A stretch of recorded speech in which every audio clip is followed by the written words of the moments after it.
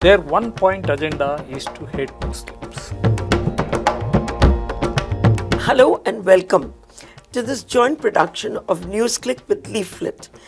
We have with us today Dr. Ravivarma, who's been the former Advocate General of the state of Karnataka. He's also currently arguing the challenge to the revocation of reservations for Muslims 4% in the state of Karnataka. As we all know, this has become a very, very hotly debated political and election issue as Karnataka goes to the polls. But you are making a major point. You are saying if you come back, you will bring back the 4% reservation for Muslims, but you will also give reservations for Vokaligas and Lingayas and other communities also. Karnataka के अंदर कांग्रेस सरकार ने गैर संवैधानिक तरीके से 4% मुस्लिम आरक्षण कर रखा था। मैं गैर संवैधानिक तरीके से इसलिए कहना चाहता हूं कि हमारा संविधान धर्म के आधार पर आरक्षण को, रिजर्वेशन को सहमति नहीं देता है। You have to protect every section of the society. How can they fight with the general category? Is it unfair?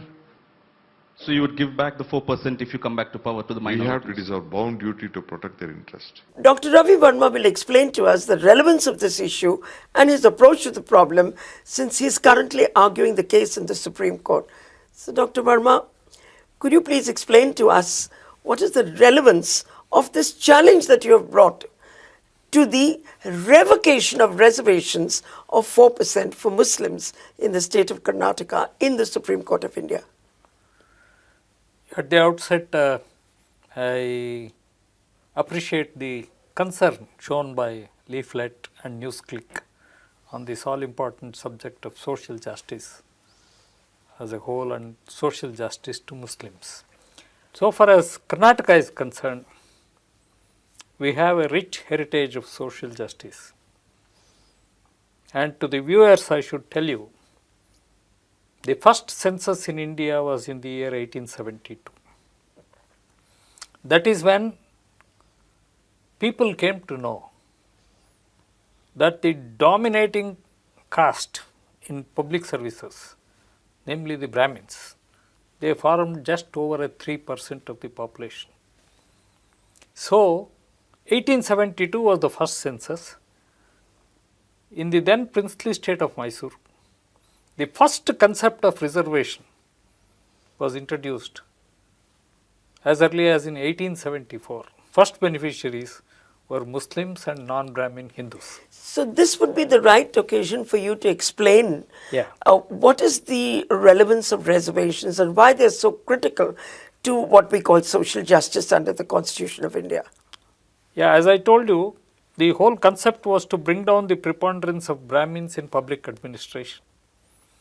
We have to remember, Muslims have never been provided reservation on the ground they are religious minority. That is something that we need to elaborate. Never ever provided reservation on the ground they are a religious minority. In 1874, they were provided reservation to bring down the preponderance of Brahmins in public administration. Chief Justice Miller Committee 1919 described them as backward classes. For the first time, the phrase backward classes was used in 1919. And as a backward class, they were given reservation. Then Sahu Maharaj by then had given reservation in Kolhapur, 1902. Madras gave reservation in 1921. Every time Muslims were considered as socially and educationally backward. And after the constitution came into force, Havanur gave them the title they are socially and educationally backward. Second commission, Venkateswamy Commission also described them as socially and educationally backward. Justice Chinnapareddy Commission also considered them as, in the entire community was considered as socially and educationally backward, and as such they have been enjoying reservation for the last over 150 years. So, Dr. Verma, despite all of this, we notice that in the public domain, those who oppose reservation for Muslims have successfully managed to propagate the narrative that these reservations are based only on the basis of religion. You have taken this case to the Supreme Court of India. Yeah. If you could just explain to us your strategy in the court and what was the response of the court. See, this reservation order, taking away reservation of Muslims, is done one day before the elections. It is not based on any empirical data. No contemporaneous data was collected or relied upon. And it is based on a so-called interim report of the Backward Class Commission obtained under pressure, political pressure. Because the Karnataka State Commission for Backward Classes is also headed by a political man today. So, he succumbed to the political pressure brought upon him and gave an interim report. Nobody had complained against Muslims. Nobody had asked for removing the quota given to Muslims. The Backward Class Commission has not issued any notice. They have not conducted any inquiry.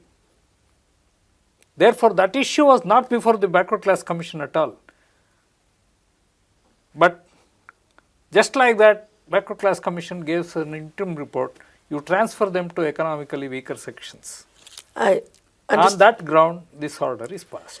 Yes, but more to the point, in the Supreme Court of India, Yes. You are representing the community Yeah. and their organizations.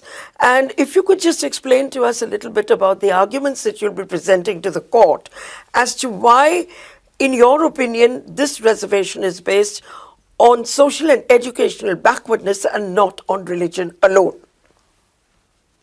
As I told you, this has never been introduced on the basis of their religion at any point of time. The one and the only ground on which they have been classified as backward classes, entitled for reservation under Article 15.4 and Article 16.4, is on the ground they are educationally backward, they are socially backward, they are economically poor, they are, by and large, they reside in ghettos, slums or otherwise congested areas, and they carry on such occupations which are not even entitled to be called as blue collar jobs, much lower than that. And nearly 60% of them are found to be below poverty line. And the highest number of dropouts is from among the Muslims. And the number of people going to higher education after the age of 16 is also considerably low. Their representation in services is abysmally low. While in Karnataka they have a population of about 13%. Neither in services, nor in professions, nor in educational institutions, their representation exceeds 6%. So therefore, they are socially and educationally backward, and they are inadequately represented in services, therefore eligible for reservation. Dr. Verma, the case is on board in the Supreme Court tomorrow, and we know that you will be presenting your case over there. Are you hopeful that you'll be able to persuade the court that this reservation is not based on religion alone, or on religion, in fact? No, one of the reasons why the interim report was given against Muslims by the Karnataka State Commission for Backward Classes is on the ground that there was no material whatsoever to indicate they are socially and educationally backward. This statement by itself is a 100% lie, because as I have told you, Havanur Commission has identified them as socially and educationally backward. It was challenged on the ground that they they cannot be provided reservation as a religious minority. This argument was repelled way back in the year 1979. A division bench of the Karnataka High Court in Somshekarappa's case has expressly upheld the reservation provided to Muslims as socially and educationally backward class. Yeah. That order of the High Court was challenged in the Supreme Court in Vasant Kumar case, and as you are aware, Vasant Kumar upheld the High Court judgment. Yes, though they didn't put it in the All judgment. these facts are suppressed in the interim report. Yeah, I think we'll have to wait for the outcome of the Supreme Court judgment. But how does this play out in terms of the ongoing elections in Karnataka? We heard statements by the Home Minister to the effect that if their party comes back to power, they will scrap reservations for Muslims. See, the present government, BJP government in Karnataka, did not come to power on a popular mandate. They were not given the mandate to rule the state. However, by a backdoor, through what is now known as Operation Kamala, Operation Kamal. They won over 17 MLAs from other parties who resigned from those parties, and they were able to form. Yeah, as you know, this is going on in many states. And after they came to power through a backdoor, they have taken Karnataka as a laboratory for experimenting hostility towards Muslims and building a narrative to polarize the people. How do you see this playing out in the 2024 election? Yeah. So, if they succeed in this election, this is going to be their manifesto for the 2024 election.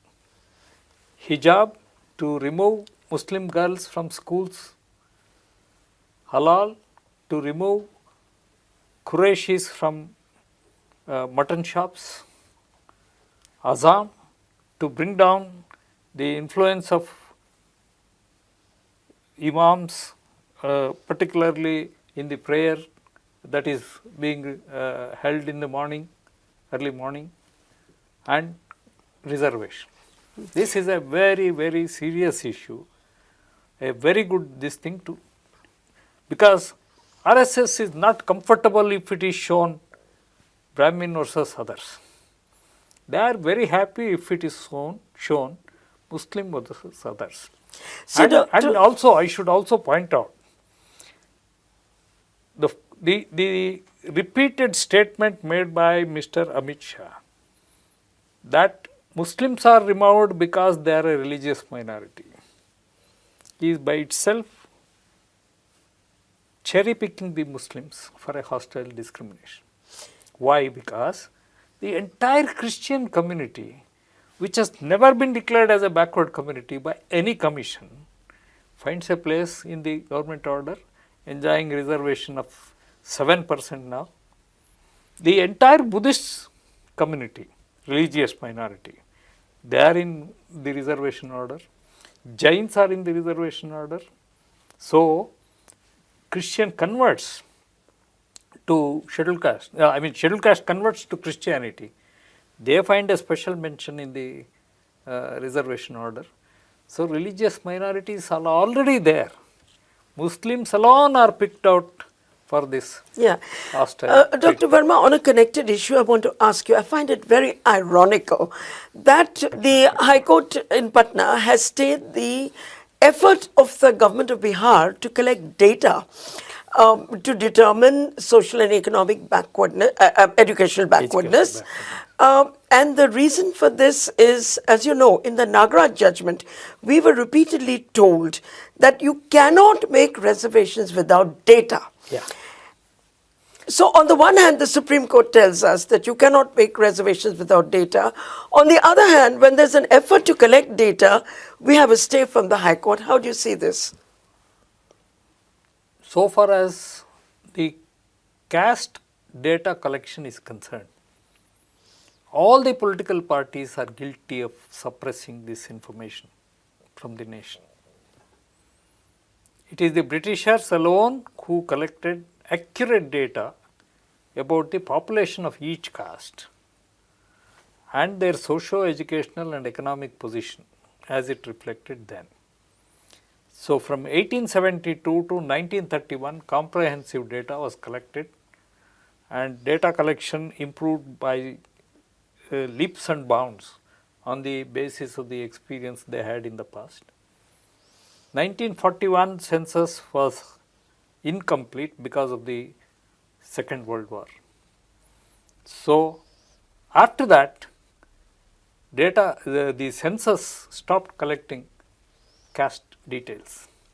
However, they have been collecting caste details in respect of all the castes, nearly 800 castes found in the scheduled caste list and likewise scheduled tribes list in the country.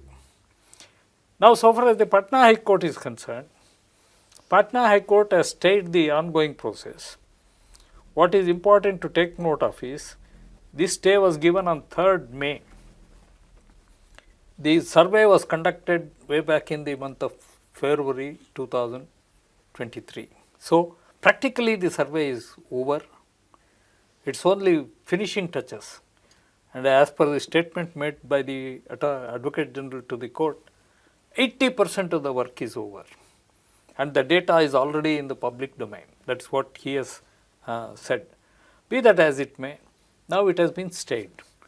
Now, what is the ground on which it is stayed? That is very important. Now, as you are aware, in Ramurthy's case, the Honorable Supreme Court has said, you cannot interfere in the matter of collection of data or direct a census operation to be conducted as the Madras High Court had done. They said, this is a matter of policy and courts cannot enter this area of policy making, and therefore, the High Court should not have issued the mandamus. That is what the High Court has said. So, if it is a matter of policy, how can the Patna High Court interfere with it? I don't have an answer to that question. My goodness, they have gone into the nitty-gritties. Are you not violating the right to privacy? I ask this question. Are you not violating the right to privacy when you ask a person, are you male or female? Are you not violating the right to privacy when scheduled castes are asked to which caste he belongs? Scheduled tribes are asked to which tribe he belongs? Oblivious to these facts, the Patna High Court has stayed. It's a matter of policy. Yes. So, what I would like to understand from you is, what is the apprehension, what is the fear that a ruling party would have if the data relating to caste became public? And on a connected question, we know that no All India census has been conducted. So, if you could let us have your views on that. I am extremely happy you raised this all-important question. Before that, I will just complete one narrative so far as the Patna High Court judgment is concerned. Now, by the 105th Amendment, the Constitution has given the express power to all the state governments and union territories to have their own lists of backward classes. And the Supreme Court has repeatedly directed, right from Indira Jaising's case, you collect the data. And Indira Jaising case, they say you conduct a survey of the entire populace, collect the data and then decide on the backwardness. So, that is a condition precedent for classifying anybody as backward. So, therefore, when Article 342 capital A clause 3 expressly authorizes the state governments to have their own list, that means they are authorized to collect these data. But let's hope at least we have a general census conducted before that. It's very obvious that we have a very long journey to travel. That was Dr. Ravivarma, former Advocate General of the state of Karnataka, telling us his views on the question of reservation for Muslims as also on the order of the High Court of Patna on the caste census which has been stayed. We won't be able to comment any more on this because both matters are pending in court, and we look forward to seeing what is the outcome of these two cases. Thank you.